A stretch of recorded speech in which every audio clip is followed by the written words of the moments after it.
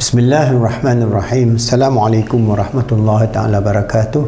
Alhamdulillah rabbil alamin, wassalatu wassalamu ala asyrafil anbiya wal mursalin wa ala alihi wa sahbihi ajma'in. Alhamdulillah, with the grace and the help of Allah subhanahu wa ta'ala, we can continue our program of da'wah, inshallah, to train 12,000 PIP life coaches throughout the world, where we give the whole idea of Islamic motivation, coaching, mentoring and counseling. You can go to our website, Islamic Psychology PIP, our YouTube, Islamic Psychology PIP, Islamic Motivation PIP, and so on, many other, so that inshallah we can contribute towards the development of the Ummah in the 21st and 22nd century, inshallah.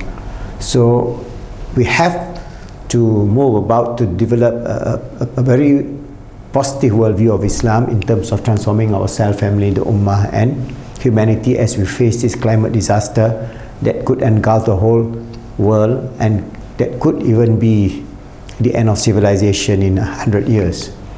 So what we need to do is to shift the internal dialogue of Muslims instead of splitting. You are from this Salafi group, or you are from the Wahhabi group, or you are from Ahlus Sunnah wal Jama'ah, to try to bring about a unity of the Ummah, which I've explained in my previous video, and our book will be The Heart of Love. So what is important is that when we talk about Islamic worldview, in my previous video I have given you some idea of what an Islamic worldview will entail, and I'm going to refer back again to Professor Said Nagib Alatas, Prolegomena of the Metaphysics of Islam. This is a very good book. As I say, you should, those of you who are doing Sharia or philosophy or modernity vis-a-vis Islamic religious idea, this is a very strong book, okay? And you can find a reference of Professor Said Nagib Alatas, a very colorful servant of Islam that has struggled for my 70 years of his life doing this kind of philosophical, metaphysical understanding of the nature of our existence. So I'm going to take another paragraph or two to give you some idea what it's all about. All right? Okay, from the Islamic worldview, it is not gradually formed through a historical and developmental process of philosophers' speculation and scientific discovery, which must be of necessity be left vague and open-ended for future change and alteration in line with the paradigm that changes in correspondence with the changing circumstances. That means this is where the secular theology, even the secular philosophy, the secular understanding of the existence of this world and so on is changing. I will explain to you. All right? There have not been in the history of the cultural, religious and intellectual tradition of Islam distinct ages characterized by a correspondence of a system of thoughts based on materialism or idealism, supported by attendant methodological approaches and positions like empirism, rationalism, realism, nominalism, pragmatism, positivism, logical positivism, criticism, etc., oscillating between the centuries that emerge one after another right until our time. The representation of Islamic thoughts, theologians, philosophers, metaphysicians have all and individually applied various methods in their investigation without preponderance to any one of the particular method. They combine in their investigation and at the time in their persons the empirical and the rational, the deductive and the inductive method, and affirm no dichotomy between subjective and objective, so that they all affected what I would call the Tawheed method of knowledge. So from the Islamic perspective, it's a Tawheed method of knowledge. The so-called development in religious tradition of mankind cannot be applied to Islam, for what is assumed to be developmental process is in the case of Islam only a process of interpretation and elaboration which must be of necessity occur in alternating generations of believers of different nations and different countries, and which refers back to the unchanging source. So Islam, we have the source, which Said Nagib explained.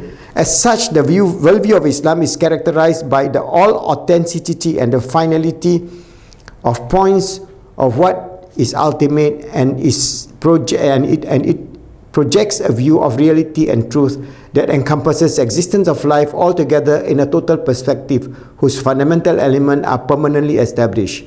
So this is the worldview of Islam. These are, to mention, the most salient features. That means these are the salient features of this worldview of Islam. The nature of God. So what is the nature of God from the Ahli Sunnah wal Jama'ah, the Ash'ari, Mutridi, Kalam understanding, which I will elaborate later on.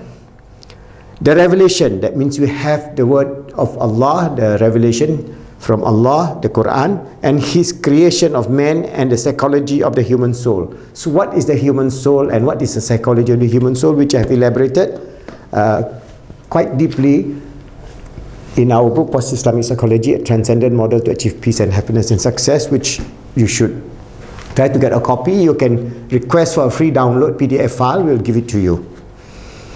Alright, so this book you can request for the full book will give you through PDF. If you want, you are doing studies and so on, and you want to read this book, you can, or you can purchase the hard copy, inshallah. So there is no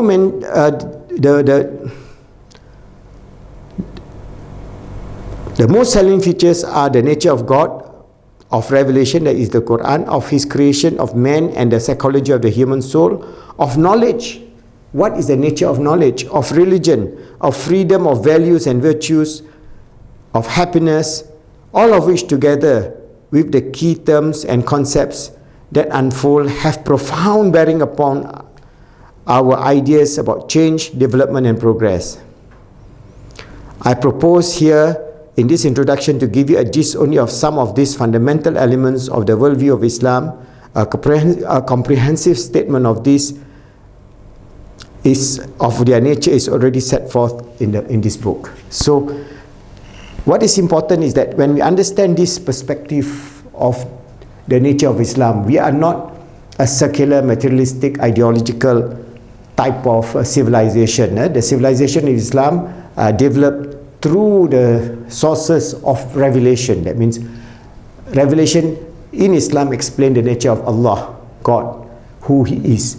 Okay, and then revelation will explain who we are vis-a-vis our creation. So these are all metaphysical questions that the secularists have no answer. They are grouping in the dark.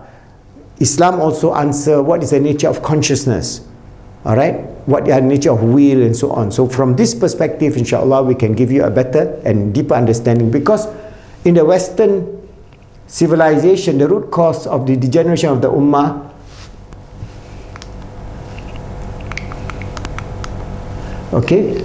and the degeneration of human civilization is that over the 17th to 21st century, we latch onto materialism and physicalism. So when we latch to that, we have cut our root away from revelation, away from God-centeredness to material-centeredness. So we have, from the 17th century, we have Cartesian, Newtonian physics, Darwinism, Karl Marx, communism, socialism, and all this supporting approach in terms of philosophy of life, nature of life, the way of life is all material. So we are influenced over the last 300 to 400 years. So it is deep rooted in the psyche of the modern man. They cannot run away from here. But when they have to answer the very natural question of what is the nature of consciousness, no scientist can explain. What is the nature of existence on this life? They cannot explain. So now they are moving into metaphysics, all right? Philosophy based on idealism, based on panpsychism, based on neo-pantheism, all this kind of, which is actually ancient. This was studied by not only the Muslims, the Buddhists, the Taoists, the Hindus, and many other civilizations. They have a worldview that is centered on the absolute. That means the absolute creator, or the absolute mind, or the absolute universal consciousness, whatever the name that they give. Or within Islam, we use the framework of understanding that Allah created everything and He is the absolute. So Allah is the absolute. Consciousness is an attributive aspect of His will, His intellect, His power, and the manifestation of all His realities that He manifested as we become and understand the nature of our existence in this life, which inshallah we will explain in greater detail as we go through this book and the book of my teacher. Alright, the tenets of Islam, okay, inshallah, over a period of time. So I hope, as I say, going through this series of videos to excite some of you who wants to understand, especially if you are philosophically grounded, to try to understand how we Muslims can actually overcome beyond materialism, beyond quantum realities.